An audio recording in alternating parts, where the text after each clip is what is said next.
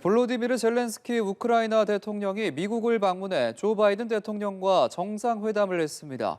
러시아와 전쟁을 시작한 지 300일 만에 첫 방미인데요. 워싱턴 연결해서 자세한 소식 들어보겠습니다. 이경희 특파원.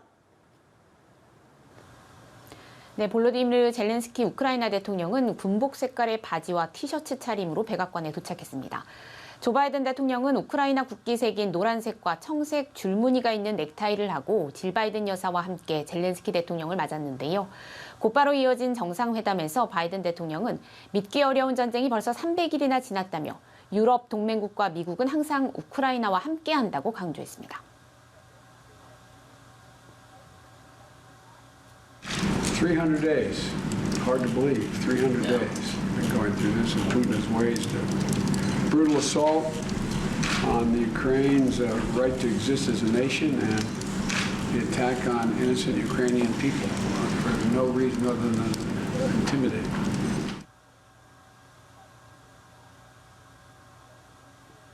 That is your leadership. Thank you, first of all.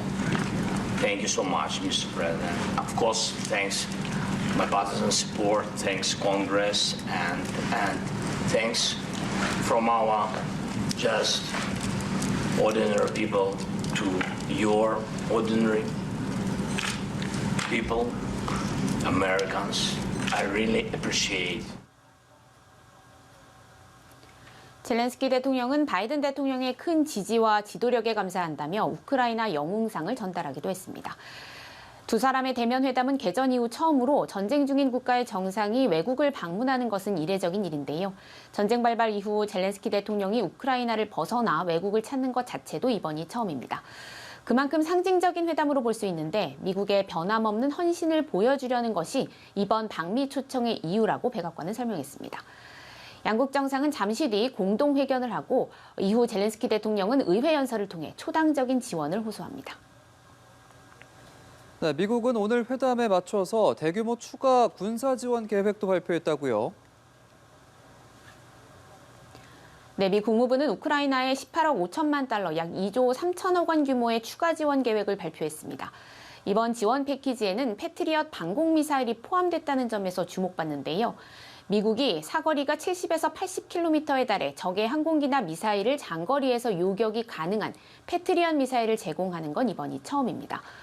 우크라이나는 겨울로 접어들며 러시아가 드론과 미사일을 무차별적으로 퍼붓자 서방에 장거리 타격이 가능한 방공무기를 지원해 줄 것을 요청해왔지만 미국은 확전을 우려해 지원에 신중했습니다.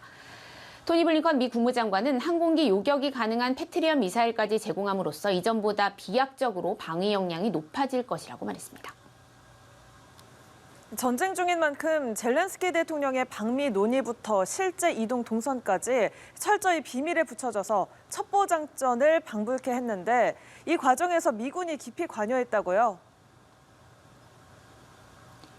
네, 젤렌스키 대통령의 동선이 구체적으로 공개되진 않았지만 폴란드의 기차역에서 현지 언론의 포착됨에 따라 우크라이나와 국경을 접한 폴란드까지 열차로 이동한 것으로 추정됩니다.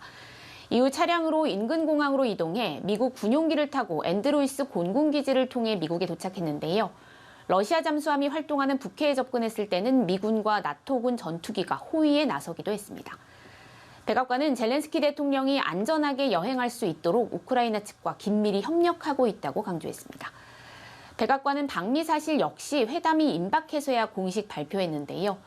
지난 11일 바이든 대통령과 젤렌스키 대통령의 통화 때 처음 논의가 시작됐고 일주일 뒤인 지난 18일 방미가 확정됐지만 회담 전날 밤 늦게서야 자료를 배포한 겁니다.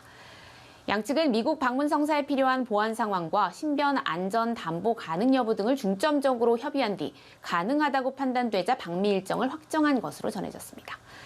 한편 이날 젤렌스키 대통령은 출발 직전 최대 격전지인 동부전선 바흐무트를 찾았는데요.